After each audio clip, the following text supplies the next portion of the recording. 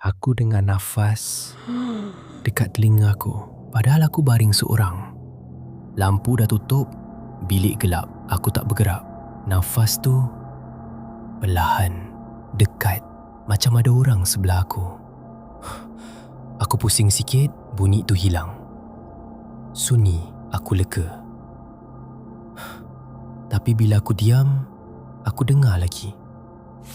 Kali ni dari bawah katil, perlahan naik, ikut tepi katil. Aku beku. Aku tak berani tengok. Sebab aku tahu, kalau aku tunduk, aku akan nampak sesuatu. Dan masa aku tengah tahan nafas, tilam aku turun sikit. Macam ada sesuatu naik. Dan nafas tu sekarang bukan dekat telinga aku lagi, tapi betul-betul atas muka aku.